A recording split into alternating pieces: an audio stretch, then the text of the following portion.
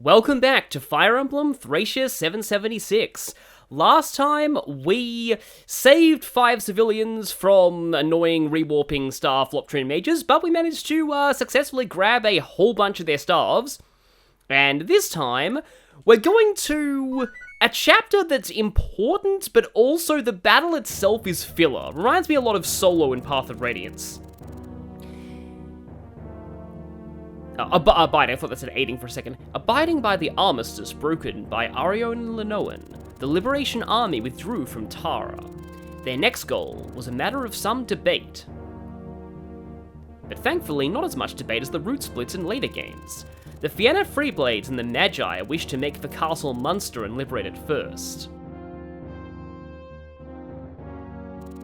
while the nobles of Leonster and the sellswords of Tara favoured liberating Castle Leonster first. Ultimately, pragmatism prevailed, as was agreed that seizing Leonster first was more advantageous to the army's mobility. However, Leif would soon have to make another strategic decision. So yeah, the choice is not about which place to attack first, because that's set in stone. Raedric's obviously higher up on the big bad list than whoever that person that was shown in Leonster is. We don't even know who that is, which kind of says something.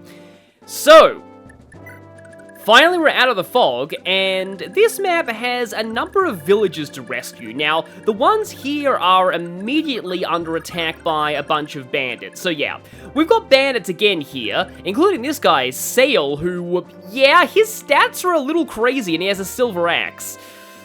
60, yeah, wow, you actually need capped attack speed and no weight to double this guy, which I think actually makes him impossible to double for magic users, which is kind of sad. Thankfully, he doesn't have any skills, he just has one authority star, but yeah, between that guy, Gomez, and Dagdar, there's something in Thracia that makes the bandits freakishly strong. Now here there is a house that contains Crusader scrolls, so you want to save that. The ones here, you generally want to send flyers to carry Leif up here, because this church is fairly important. We won't actually see the objective until we get in, and I won't explain it until then either, because it makes a little more sense to do so at that point. However, these sellswords, this is kind of one of the few maps we have in quite a while where we'll be able to capture some decent swords. So while I could finish this map fairly quickly, I probably want to stick around a little bit and get some caps in. Oh boy, if I use Fergus here, he's gonna fatigue himself. Do I really want that? Probably not. And I think I want Nana to rest too, unfortunately. Asbel's getting up there in the fatigue department too, but I do have a whole bunch of stamina drinks in the last chapter. I will continue to use Dean. I probably want Karen and Edda as well. Oh, Karen only has 2 fatigue. I guess I can take him. Olwen's getting up here, and she has dad magic ranks. That is the problem with Vantage offense. It fatigues you pretty quickly. But I think I'll take her. Yeah, Finn's low on fatigue. I'll bring him as a capture bot. And, yeah, let's try out... Oh, actually, hang on. I need to bring Marita to this map. I just realized. This is the map where you get the event when Marita learns Astra. So if you're using her, make sure you bring her. I'll want Lara to... Ossian is clear of fatigue. Let's have him go. Oh, yeah, I did want to bring Pern to this map, too. Okay, Jormungand doesn't sell for a whole ton, but, it's money at least. 600 for rewarp is an absolute steal. Clearly those shopkeepers have no idea what they're dealing with. Okay, let's go! Suddenly a more upbeat theme to start off the chapter.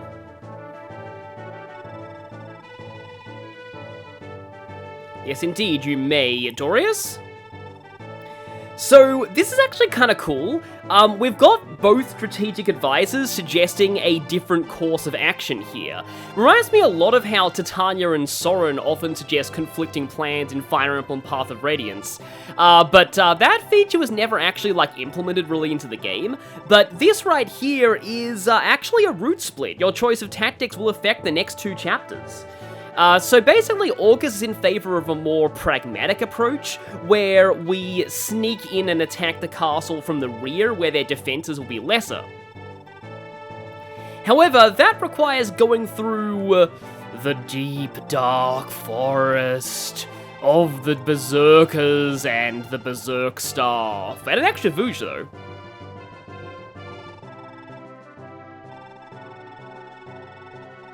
Yeah, I thought he'd say that. Yeah, if it's a place that most people don't go to, they wouldn't expect us to come from that angle. The old let's lose them in the asteroid belt tactic, it works sometimes, but other times, not so much.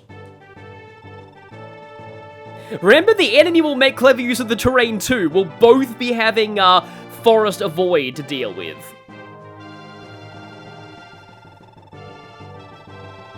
And yeah, this right here is actually pretty cool because, for once, Dorius's obsession with honor is actually kind of pragmatic, because if we win in a very big, obvious way by charging straight into the gates, that's basically what the choice is here. It's between pragmatism versus the whole knightly glorious charge thing. But in that case, the advantage is, if there's a spectacle, as he says, it's gonna rally more support for us. Ah, yes, but of course, it's much more dangerous that way. You are literally going to be pulling a "some of you may die, but it's a sacrifice I am willing to make." Yeah, if, I'm sure Felix would absolutely hate Dorius if he existed in this universe. Dorius is exactly the kind of guy who'd give the "he died like a true knight" speech.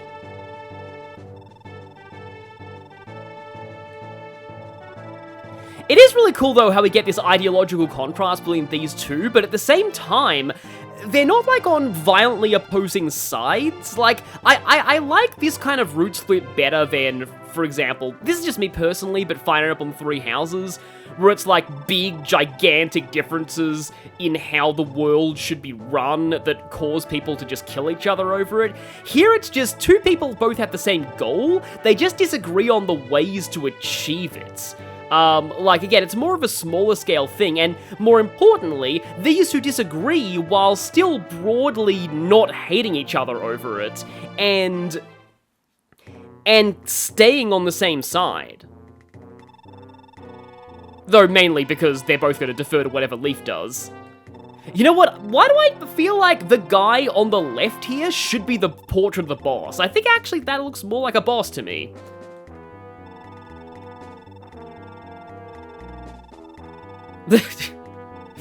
Well, yeah.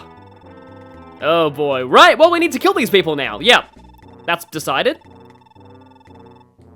Yeah, the moment that, like, a generic bandit says that, you're basically saying, yeah, what you're really saying is, please kill me, local Fire Emblem Lord.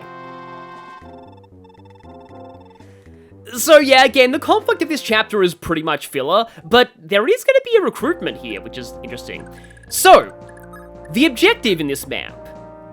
Leaf arrives at either exit point, or Leaf arrives at the church. So, if you arrive at the church, you have a choice of which route to go to.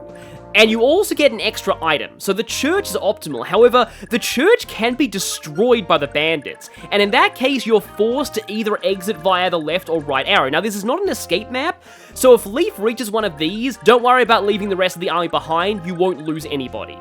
In this case, this arrow leads to the A route, or the honorable route, whereas the right arrow leads to the sneaky route, or the B route. I'll be explaining the pros and cons of each route once we get to the end of the chapter, because that's going to be its whole entire thing.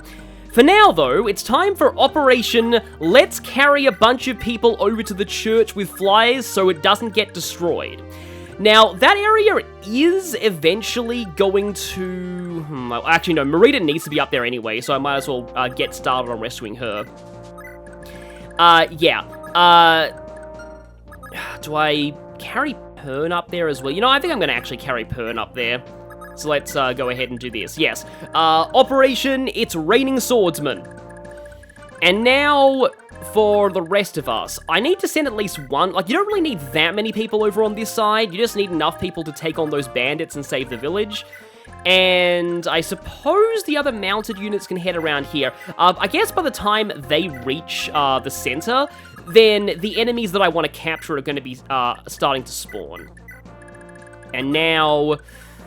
You know what? I think I'd rather send Olwen further in than spend dancers on the other group. That is still a plain tile, okay. But Olwen does have Vantage, so, I mean, probably not a bad idea to have a... Oh, okay. Well, I guess I can go in the forest then. Let's, yeah, just do a shot of Dire Thunder here. Goodbye, Generic Bandit. You are not worthy of getting any battle animations. I mean, I'll definitely be showing battle animations later, but still.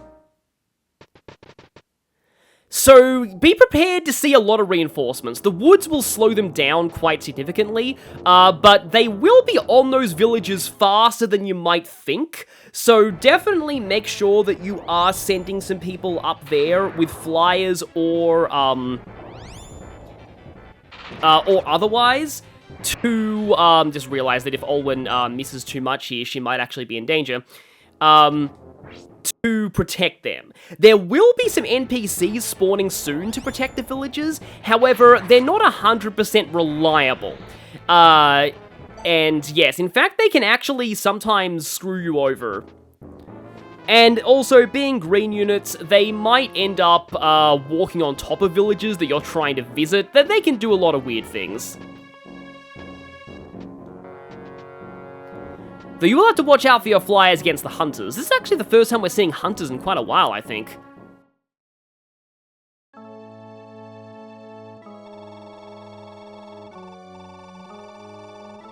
Now, this bishop's portrait is actually used for an unused playable character, which is very interesting.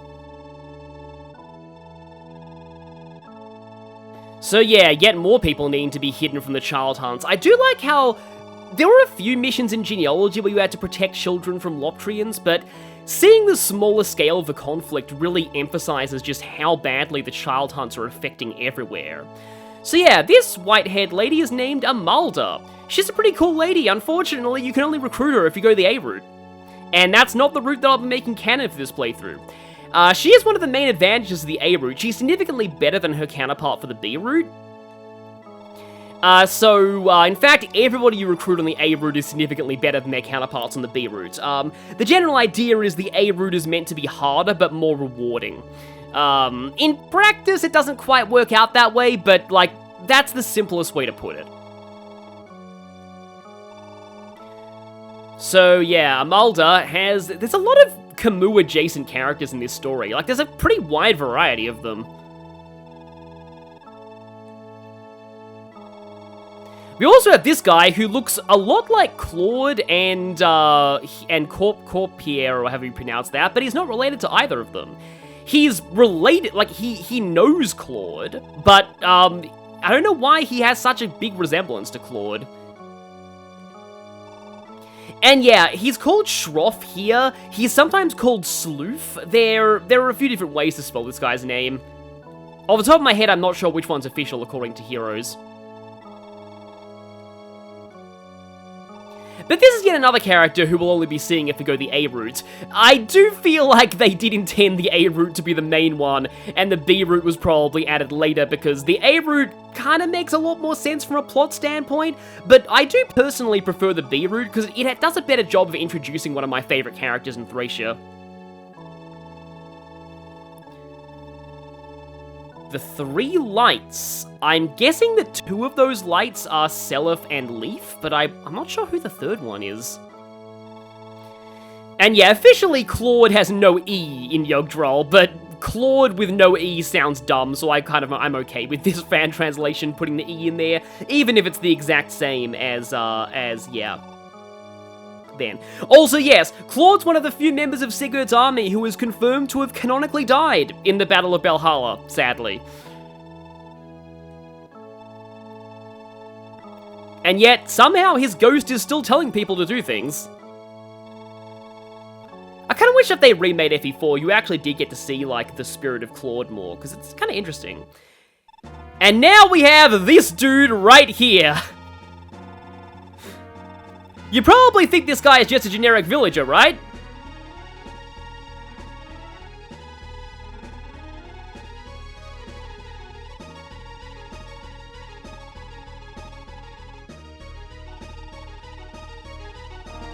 But he's going to be helping us fight here. Him and Amalda.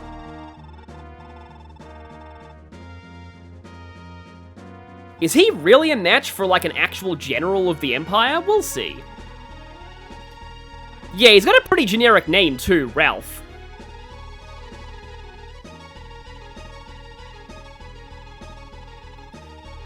Yeah, even though this chapter is mostly filler, I do like what it shows to the world. It just shows there's still people willing to do good.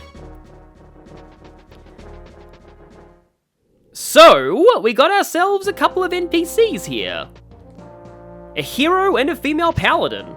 And this is why I said you can't totally rely on them to protect these villages. Because, you know, NPC-itis. I can't believe I've forgotten about my term for dumb NPCs, but yeah, that is some serious... Wow! That is some very serious NPC... Well, that was a roller coaster. So yeah, this is Amalda. This is a Master Sword. Again, think of this as a mass-produced Brave Sword with way less uses. It's pretty heavy, though. But she still has an 8 attack speed even with it, and she has a C in Staves and the Adept skill, so she's pretty decent. And then we also have Ralph. He's actually kind of solid. Okay weapons. Doesn't look that great, but in fact he actually has the same amount of strength as my Ossian right now. Of the two, he's the one who's recruitable right now, so we need to make sure we get to here. Now, thankfully, the bandits can't actually reach the villages just yet, and the archers won't be able to get to our flyers, so let's go ahead and deploy... I would say the boys, but one of them's a girl, so let's deploy the team. So here we go. A thief, a swordmaster, and our Lord Leaf himself. Karen should be, yeah, fine. Oh, one of them can attack Marita. So yeah, and now we're gonna be forming a united front with the NPCs against those bandits. And let's head in and, strike these foes. Actually, yeah, let's just go for, like, the winds. I gave Asbel's one-use remaining wind tome to Olwen, because wind tomes with one use can still explode a single flyer sometimes. So, like, yeah, they're actually decent to have on your side. Okay, we've got quite a few enemies up there. Well, I suppose I can get Callion in closer with, Lara. There's actually a bit of weird trivia that I have about Lara right now, thanks to the fan translator in the comments section, but I don't know if I should say it now or if I should wait until Homer becomes relevant, which he will in the next map. But I think I'll say it now. So, Homer, back in that chapter, if you visit his house with anybody besides Nana, he has a different reaction, and there are 3 possible reactions that he has to anybody who is not Nana. So, there are 3 characters that he considers quote-unquote kids. Lara, Marita, and Tina. Tina and Lara make sense, but yeah, Marita is the same age as some of the people that he considers not kids, which is a little weird. So, the ones that he considers women are, I think, all of the other female characters that are available at that point in the game. Disturbingly, this includes, Karen, who is, like, 14, so, yeah. I want to be charitable and say that it's maybe evidence that the listed ages aren't exactly canon. Just like Fire Emblem Engage, maybe. Yeah, let's just not dwell on that too much. But the really interesting thing, let's just say, about Homer's dialogue is that everybody else... Wow, they're just too scared of Marita to do anything. Everyone else, he considers men. So, men is the exception handler of Homer's dialogue, and this means that if you hack in any of the female characters who are not available at that point in the game, like, for example, Amalda, if you hack her into your party and have her visit the house, Homer will call her a man. So, that's just something that happens with Homer's dialogue. Like, I see why it's coded that way. It makes sense that, like, they'd have, you know, like, they'd only program unique responses for all of the female characters who, like, can join at that point, but, still. It's pretty funny. Okay, then. Wait, so Dean has 9 move. 1, 2, 3, 4, 5, 6, 7, 8. Ah, okay, yeah, that's a problem, because if he... I kind of like to get myself some more swords, but I, like, need somebody who can canter away, and I don't think I can really do that. Yeah. Wait, what? Oh, no, you can't steal that. I've got Pern up here because there are going to be some enemies with silver swords later on, and Pern can steal those. How you doing with, iron swords, not like the best, Slim, okay, Slim at least has a little bit more crit. I do wonder, though, if I can have Marita attack here, well, I mean, she has a lot of crit, and she has a lot of, also got to watch out for the boss man, but, yeah, she's got a lot of crit, and she's got a lot of, multi-attack skills. So, this should hopefully go pretty well. Yeah, I think at this point, Marita has so much avoid, the enemies are just scared to even attack her at all. Oh yeah, she has the follow-up critical modifier of 5, so she's basically guaranteed to crit with that on her second attack. Oh yeah, 86 avoid. It makes sense that they don't even want to try. I suppose, though, I can actually have Leaf go ahead and talk to this guy.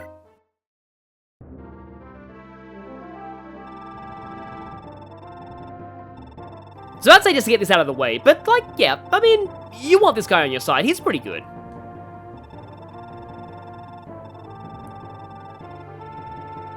Yeah, Ralph's just a stand-up guy overall. He may look generic, but he's got a heart of gold. We kind of need more people like him in Fire Emblem, kind of like Gonzalez from FE6.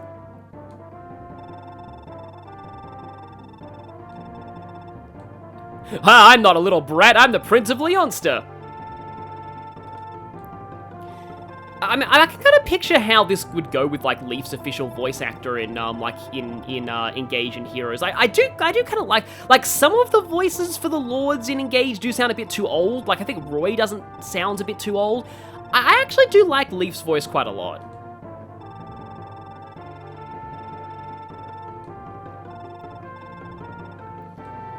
Yeah, we could always use more men like him in more ways than one.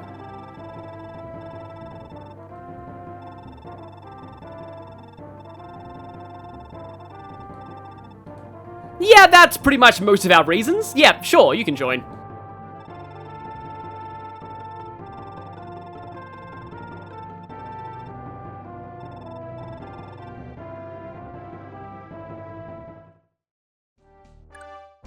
And so, here is Ralph. Ralph might be the most generic-looking Fire Emblem character of all time, but he's actually not bad. His base stats are enough to do good combat, and A swords and C axes with 40 weapon experience means he's only 10 weapon experience away from using anything he wants, since there are no A-ranked axes. His growths, besides decent con, kinda suck, but you have plenty of Crusader Scrolls at this point. He may have no skills, no FCM and Vigor, and interestingly, no supports at all. That's gonna get more common from here on. But Ralph has the stats at base to be a decent combat unit, whether as a main member of a team, or as a substitute in case someone's fatigued. And I think I'll have him... let's have... yeah, let's just fight. So yeah, it's a pretty nice darkish blue armor color here. Is that first time actually using a hero with a sword? I think it is. Okay, yeah, that village is potentially under attack, so... I'm gonna have to get Karen on that now.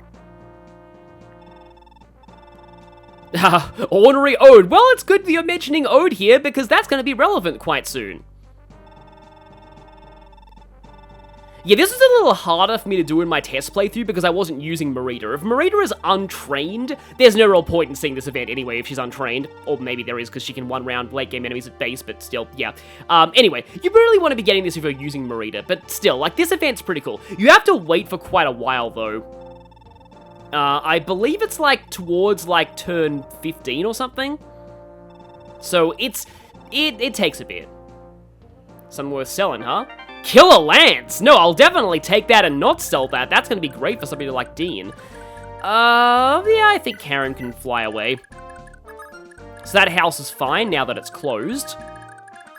And, well, I suppose Pern can get on fighting some people here, though I'd kind of rather have him fight some of the brigands rather than the swordsmen. Okay. Yeah, I didn't think that was a kill, because I think they do the teleports behind you if it's a kill. Actually, no, wait, that's actually good, because it means that I can send Pern a little further in, and then I can probably have, oh right, the archer down there is dead, but, so yeah, now I can maybe have Edda try and go for a capture here. Wait, 15 and 9, that's, I believe that is, 6 damage, which is, like, pretty much just enough. And gotcha! Iron blades are a little bit awkward to wield, but, I mean, I'll take all the swords I can get. I am kind of running low on those things. Fergus will be able to use them a decent amount, and I guess... it's not totally imperative that I, like, that I grab that guy yet, so let's go ahead and actually send Dean a little closer in. I can't really send Dean too far into this bandit forest because there are ambush spawning hunters. Well, that was a pretty brief conversation, but yeah, Armor Slayer, they really like giving you armor-effective weapons in this game. Not that I'm complaining, you fight a lot of enemy armors, but still, it's kind of interesting how they really seem to want you to have a lot of Armor Slayers. Okay, I have given Ossian the Master Axe right now, but, like, let's just say that we might be getting another Vouge soon, so not really, that big a loss to be using it here. And then, I guess I can just go for regular old fire. There will be reinforcement brigands appearing near this house, and these reinforcement brigands, they're going to be the ones, I think, who can actually destroy this. They're going to take a little while to actually reach it, though. I don't like the fact that you are profoundly in my way. Oh yeah, Finn has the Master Lance. This is about the point in the game where Master Weapons start becoming a little more available. You'll be seeing a lot of bosses with Master Weapons, so you can amass a decent collection of them, and they are really nice to have, because of course they're like, again, mass-produced Brave weapons. I actually kind of want to do this just to get you further into the map. I very much appreciate having my Dancer around. I'd also very much appreciate having my Dancer, you know, being able to dance for somebody next turn. Yeah, what I say, ambush spawning hunters. That's why I don't want to send my flyers too close to that point. Now, I believe that if Amalda is defeated here, she's fine. I mean, it doesn't really matter to me because I can't recruit her anyway. But if I'm going the B route, but it's important to know that. Yeah, really all I want right now from Marita is strength. Lots and lots and lots of strength. And you're not really strong enough to steal a bunch of, like, axes. Actually, maybe... Because I was worried about the weight on the Iron Blade, but maybe I should give Burn the Iron Blade just so that he actually one-rounds things on the enemy phase. Which is just, yeah, very convenient to do that so the battlefield doesn't get totally clogged, especially in a map with this many reinforcements. Huh, that guy's AI must have still been on move to villages, even though, he can't destroy that one anymore.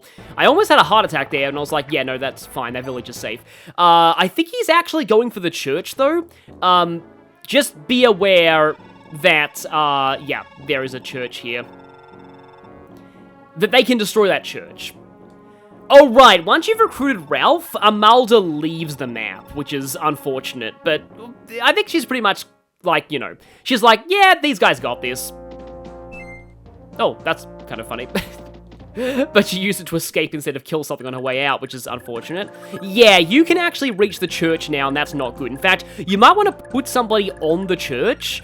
I do sort of need Leaf's Charm, though, on the front lines, but I do really need, these people to die before they reach that church. Because, like, in my test playthrough, I did a practice run of this chapter, and I did actually lose the church, which was really frustrating. Because, yeah, it's like, you miss out on an item that way. If I can get rid of a bunch of the hunters here... kind of surprised that you're not moving in yet, but, maybe that's a good thing. Let's just, King-make this hunter. Yeah, I think the actual name of the Kingmaker in Heroes is Blade Royale. Also, I've just realized here that it's a palette-swapped, Brave Sword, which is appropriate. I do kind of like this, like, almost scimitar-style design for the Brave Sword in this game. It's pretty unique when it comes to, Brave Sword designs. Yeah, let's just continue to equip the Thunder Sword, just in case somebody attacks her with a bow or, you know, like that, yeah? Yeah, this is the fun of training Marita. Once her training arc is over, and it really doesn't take a long time to be over, she pretty much wrecks house. Do I want to give Pern the Armor Slayer, though? So, if I do trade, give me your Iron Blade. Trade the Iron Blade over to Pern. And then I can release, and then the Victory is Near theme starts playing. And Pern will... I don't exactly want him to be near that boss. So, yeah, let's just inch your way forward. Yeah, the Iron Blade's going to reduce your stats a little bit. They still have only one hit on him because they are sucky bandits. And yeah, the entire enemy army only has one Authority Star. And we have, I believe I have 3 thanks to Finn. Unfortunately, I can't send Dean in any closer. So yeah, like, Dean's basically at this point relegated to being, I mean... Dean could... I do kind of need Dean to capture some sword units later on. So I guess he can hover, like, around here. You've just got to be really careful because of the ambush-spawning, archers. Which is always a flyer's worst nightmare. Even worse, though, is ambush-spawning ballistas, which I think only exist in Shadow Dragon. And also ambush-spawning crossbowmen from, like, Radiant... Are there ever ambush-spawning crossbows in Radiant Dawn? I wouldn't be surprised if there were.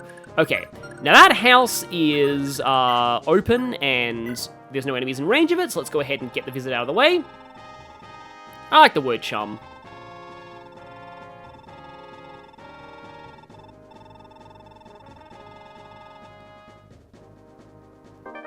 Skill ring, okay. That's decent for, like, staff users, maybe? Speaking of staff users, at this point, I vaguely regret not giving the magic ring to Tina, because that would actually help quite a lot. Okay, we're getting a decent amount of movement stars here, but I would kind of like Callian to get a bit closer. Because he's going to be my capturer now that Fergus is on bed rest after the previous chapter. The events of the previous chapter were very traumatizing to a lot of people. And there we go, but we're going to be able to visit that house soon anyway. Again, they just don't even care. They're just too scared to attack Marita. You aren't, for some reason. You got the same... You've all got 1 hit rate, so why are the bow... Maybe the other ones are just on pure Destroy the Church AI. I'm sorry. I'm so sorry. Just immediately... my mind went to a 3 Houses joke. If you played 3 Houses, I'm pretty sure you know what I was about to say there. I probably shouldn't, because, you know, root splits and discourse and stuff, but yeah. Let's just say those bandits support a certain root in 3 Houses. But, yeah. Is the boss gonna... No, that's exactly what I hoped he'd do. Alright, that's more of a hit rate than I thought, and that's not a one-shot, is it? Please tell me that's not a one-shot. 38... Okay, no, she's fine. Yeah, Marita doesn't even double him. That is just like, this guy also, his weapon, I guess I could steal the Venom Bow.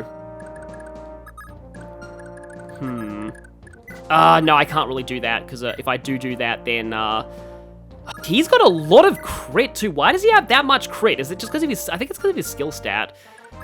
But okay, I do have the Silver Sword from Trude. Or...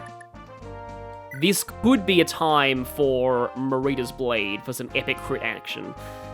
Yeah, let's do this. And make the enemy's hit rates even worse. Well, presuming that I actually kill this guy, and I probably will. Yep, he's very dead. That's another thing, it's like, in the Fire Emblem games where you do need reliable boss killers, Sword Masters are also great. Yeah, I do really like Sword Masters as a class, and it's a shame they're not that great in a lot of games that they're in. It's really like, if enemies are weak, I mean, and this is the thing, like, enemies are pretty weak in Thracia, but also, bosses are pretty tough overall, and, yeah, I do quite like, and all of the Sword Masters in this game, except for, oh, actually, even, Trude has that interesting, Nile skill. Like, they all have pretty unique, like, actual, like, literal skill sets.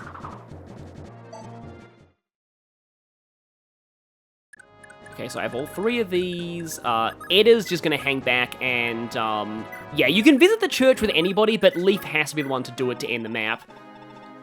Oh. I wouldn't mind buying myself a few more door keys just in preparation for the final chapter. And your inventory is full, oh well. And all the villages are safe, so Leif can just, It's kind of annoying that, like, if Leif actually wants to fight something, I kind of gotta use the Kingmaker to preserve the, charm effect. Okay, let's have Lara dance for Callian and have him go in there and maybe put him next to those, if he can go on a mountain, he probably should, next to those villages there. Like, this chapter is going quite swimmingly, so I'm a little worried now that things are gonna suddenly go badly. Parchment? Yep, we know all about parchment. We'll add another one to the collection. Yeah, why is it that all of these super valuable Crusader scrolls are just lying around?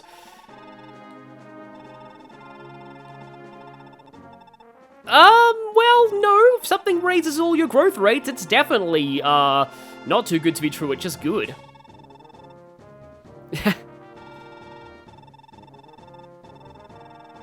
Well, I mean, with us, we can safely sell Devil Axes.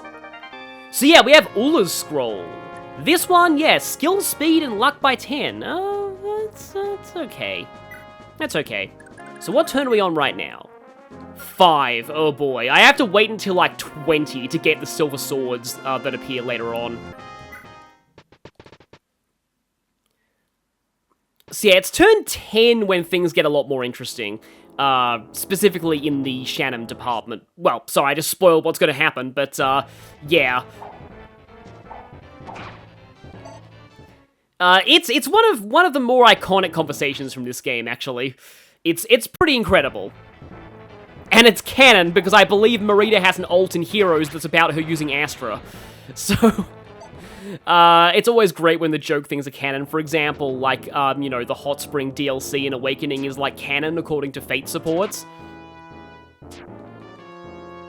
There's one other thing in this game that Heroes, I think, treats as canon that's very interesting, but I'll go into that way later in Chapter 22, actually. And goodbye, Random Bandit. Yeah, they would go for Ralph and not Dean. Yeah, hand axes aren't like super enemy phase sweep machines in this game. Just, well, I mean, the Vouge is, but other than that, regular hand axes just kind of aren't. Also, I can just straight up not even use the Vouge anymore because Ossian is, yeah, he has Wrath. So no matter what he has, he's probably going to one-shot them on the counterattack.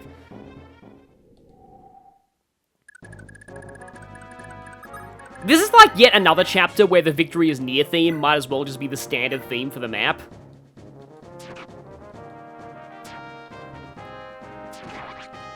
Not really sure if I should be kind of fatiguing Ossian here, but yeah, he's still got a decent amount left. Asbel's relatively high in the... Oh, also, yeah, I think at this point I should be having Asbel use the Accost manual. I was about to say there are less ballistas on the B route, but there's actually a map in the B route that's entire gimmick as ballistas. There are just even more on the A route, so that's really saying something. And now, finally, the heroic cavalry have reached, the combat. I almost feel like this chapter's more like just like an all-in-a-day's work for the army at this point. It's just like, yep, we're just doing a routine, saving a village from bandits, nothing to see here. Yeah, Pern needs to get very close to those, but I suppose I can just, no harm in whacking this guy.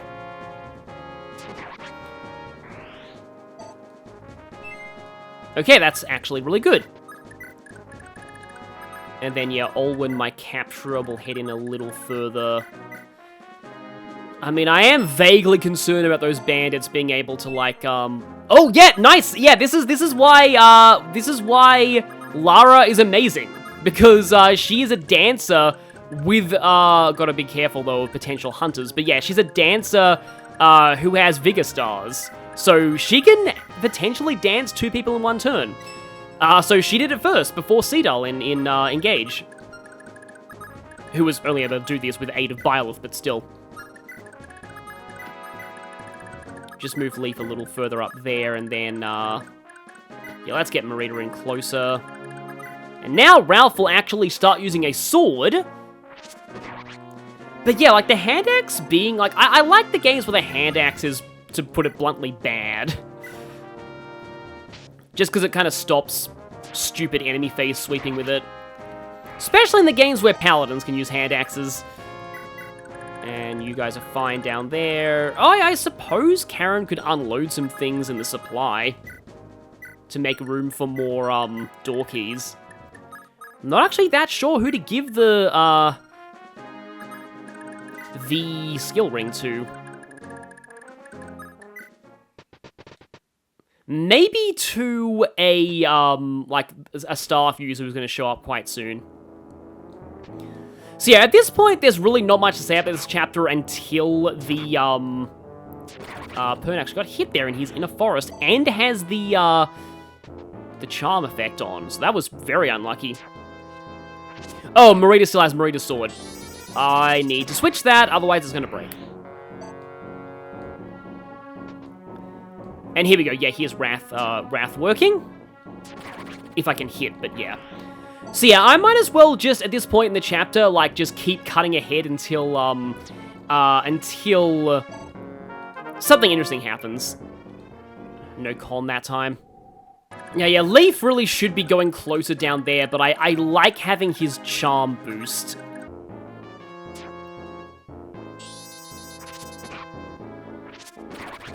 Marita gets Luna a lot more reliably now, and very soon she'll have 2 special kill enemy skills. Weapon level up for Pern, okay then. I think that should put him at A swords. Also, yeah, he's getting his support from Lara here. Okay, turn 9. I think it's like enemy phase turn 10 when it happens. And you need to make sure none of the forts are blocked, because if this guy is blocked from spawning, he's not going to spawn and you'll miss out on Marita getting the thing. Alright, we established that we were buying more door keys. We're basically using the Jormungand's from the previous map as our door key fund. So this should be the last turn of the weakest reinforcements.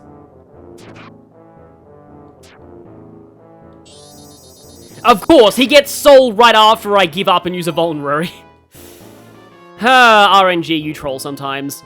They're all going for Pern. Maybe they just don't like the fact that he's a better thief than they are. Okay, no, this is the last of the weak ones. So, we got 2 thieves and a swordmaster. Okay. I hope he didn't have anything good to steal. Oh, Venom Edge. Yeah, that's fine. It's funny how, like, all generic enemy thieves have blue hair. But yeah, this Swordmaster guy, he's not going to do much. This right here is Shannon. His stats are horrendous, but he has the bargain skill, which lets him buy things from half price from shops. So, this is never hinted anywhere, but Marita can talk to him. Don't be disappointed by the recruitment theme, we're not going to actually recruit this guy.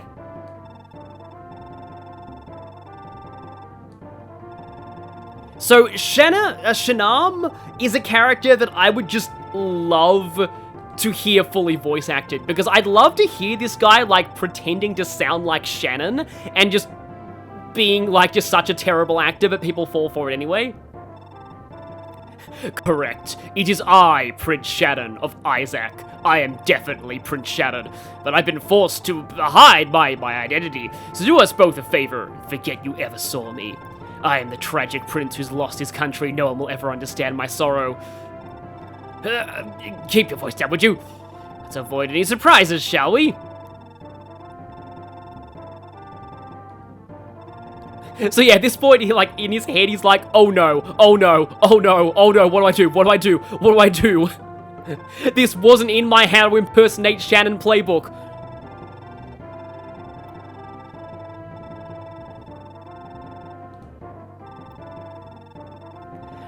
like when you're like in a foreign country and somebody comes up to you and asks for directions and you're like, well...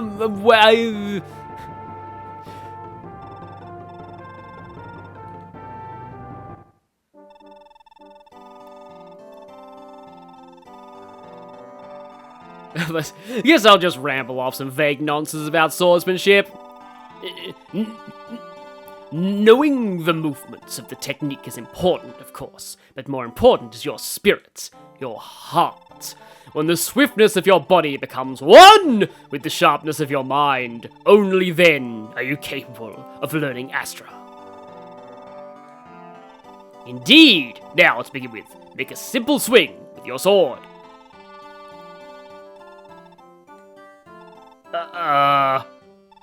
No, that would defeat the whole point. Astra can only be mastered through your own attempts to understand it. If I were to demonstrate it, all we'd learn is how to imitate me. Yeah, that sounded good. I mean, he's doing a pretty good job of improving. No, not like that. You're doing it completely wrong. No, now you're just flailing your sword around like you're blindfolded. It's about using your body and mind together, remember? Your body is working, but your mind isn't in it. I have no idea what I'm saying. You have to free your mind.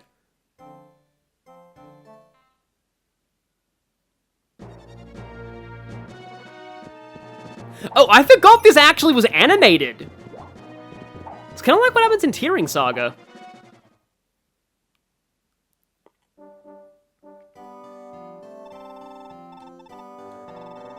Oh, way.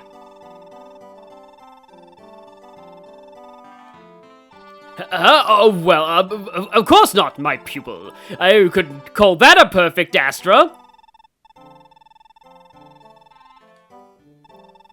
At any rate, I promise to show you the motions, and I've made good on my word. I'll be taking my leave now.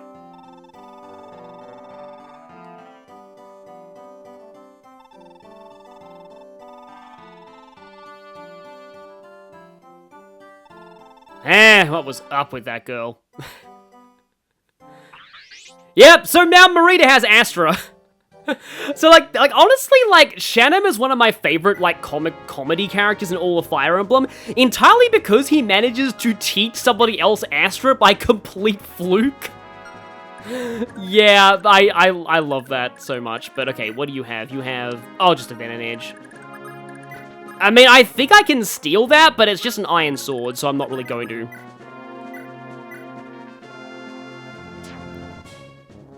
I remember this being even funnier in the, like, the old fan translation, where like, Astra hadn't really been fully decided on in terms of its name, so it was just called Star Strike, which was, I don't know, it just kind of lent itself well to the silly dialogue there. Now, you can attempt to capture Shannon. I forget if doing so has repercussions for the B route or not. I'm not gonna do it, because you want to kill him in any case, and I think at this point he'll just try and run off the map, but still.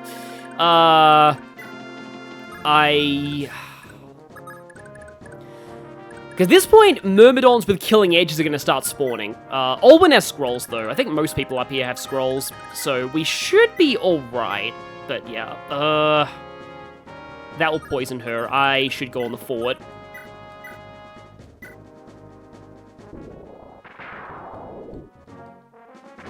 I was about to say, why do I have more hit there? Then I realized, oh yeah, Alwyn gets a support from Leaf. For some reason.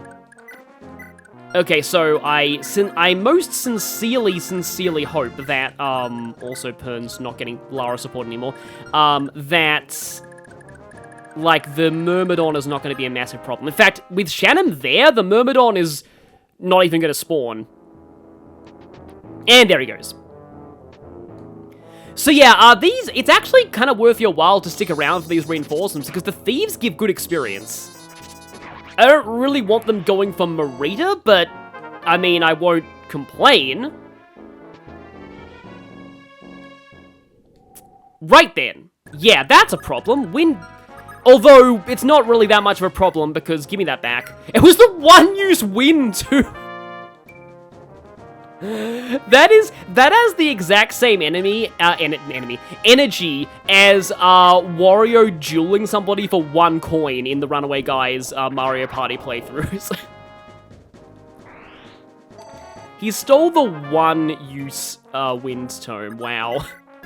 We are going to be seeing Myrmidons for a little while longer. Yeah, 2 thieves and a Myrmidon. And again, that Myrmidon is Killing Edge Myrmidon. But he's going for Marita, so he's going to end up getting horribly killed. In fact, I kind of don't want them to die, because I would very much like to capture those Killing Edges, but the odds of, like, I've got a lot of very strong people around here.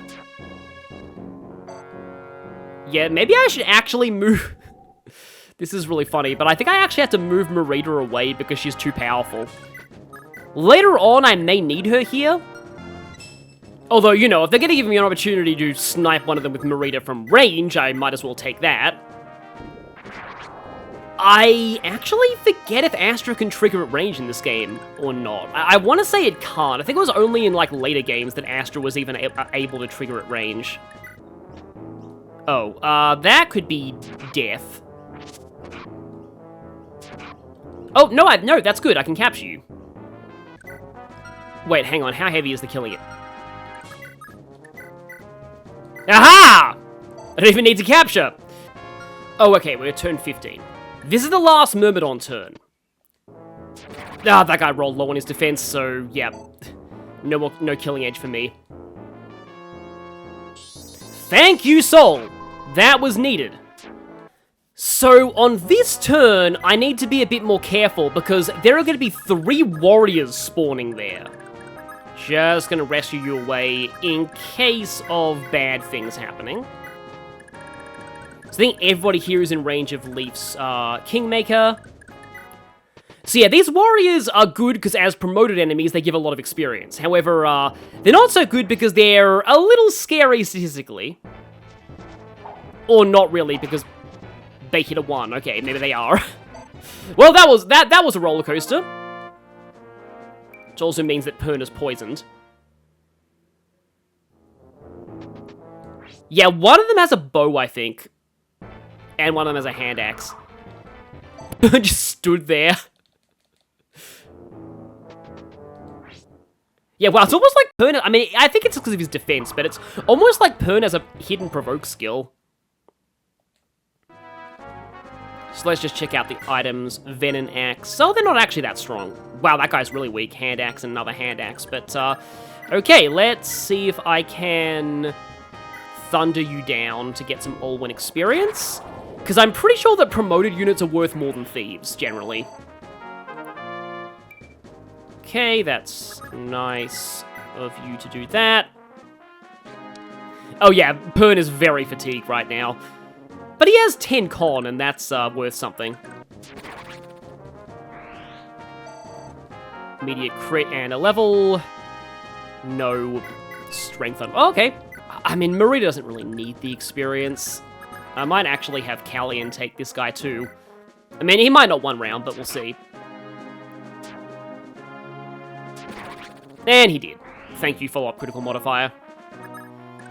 Well, okay, that's out of both Leaf supply. But Leaf can go over here, I guess. Don't really like doing this, but, I mean, the poison is a slight concern. And 3 more warriors. Wow, you have 1 hit against me, even with a Master Lance. That is the power of Finn, plus Leaf support, plus Forest. And that's the 3rd and last wave of warriors. Okay, well, Callian's certainly making up for the levels that he didn't really get much of earlier.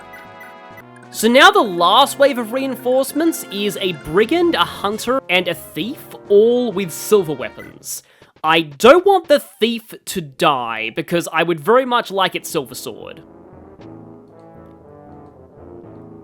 Unfortunately, there's a good chance it might die. Probably want to stand, like, back from these forts on this turn. I mean, I'll get the silver bow at least, but I mean... I don't really have anyone who can... Oh, maybe I will later. Oh, no. Oh, yeah, no, that was a horrendously bad death wish on your part. Ah, yeah.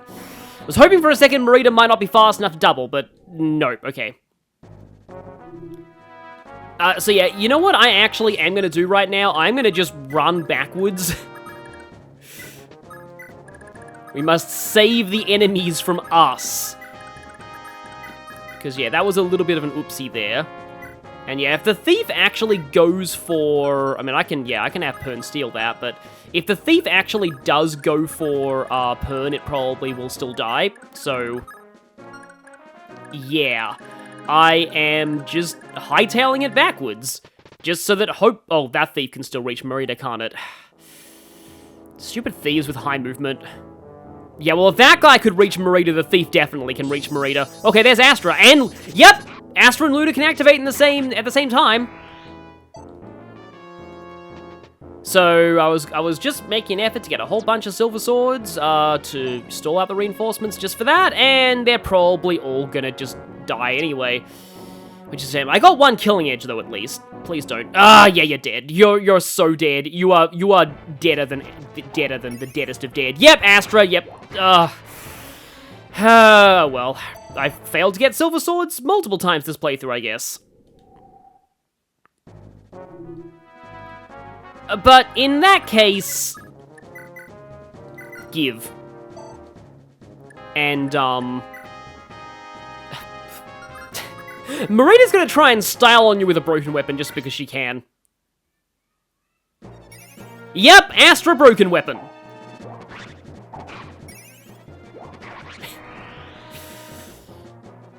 One rounding with a broken weapon because that's just how she rolls.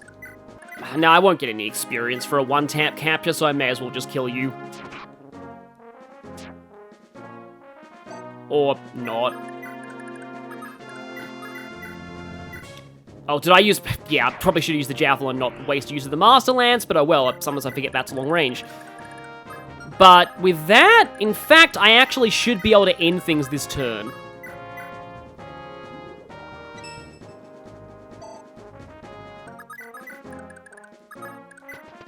So, let's go.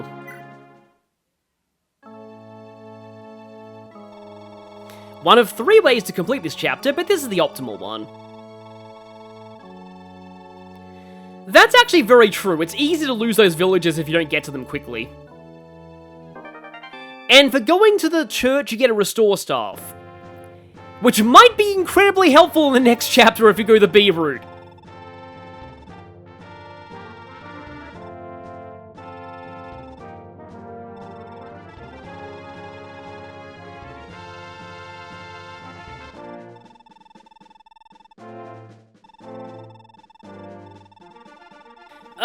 We'll only cross paths if we go the A route, I'm sorry.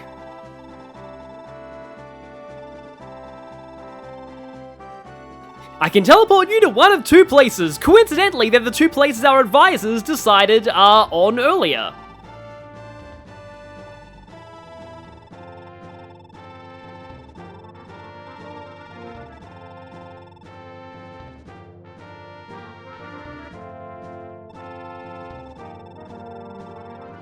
And here we go. So, Fort Nordenheim is the A route, and this is the B route. So, let's go over the 2 routes now.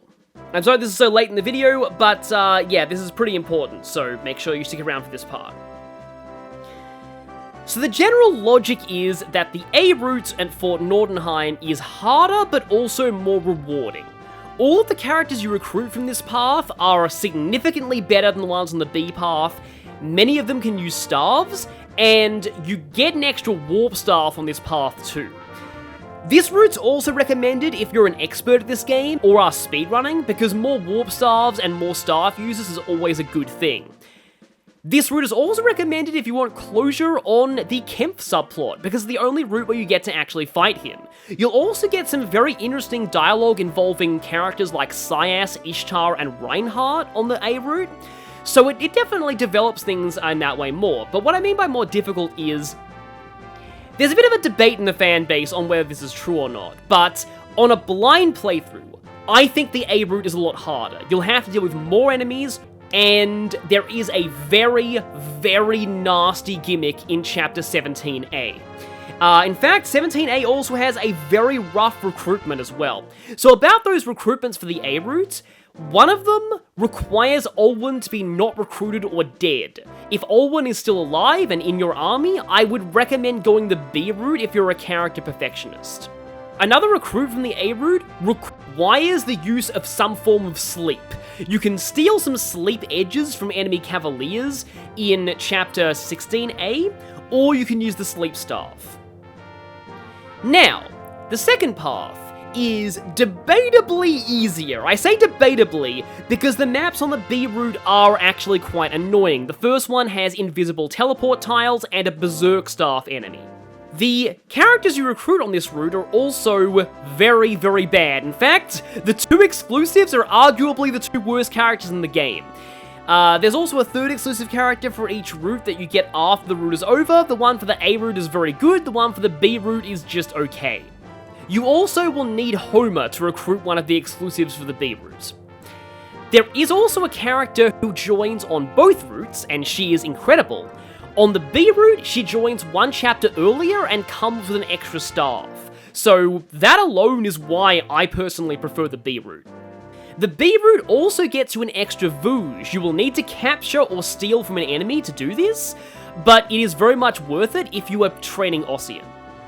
Oh, and if you like the look of Amalda earlier in this chapter, she's exclusive to the A route. And if you go the B route, you're kind of forced to fight her and there's no real reason not to kill her. So just be warned about that. With that, I think I've gone over the main pros and cons of each route, so I'll be making a save here, and I'll be picking up here next time when we head to the Mirage Forest. And don't worry, I'll be showing a run of the A route as well, but I'll be using an alternate file where Olwen is dead, just so I can show off all the recruits. Though granted, there is an event that only Olwen can trigger, only on the A route, so you're gonna miss out on something on that route regardless of what you do.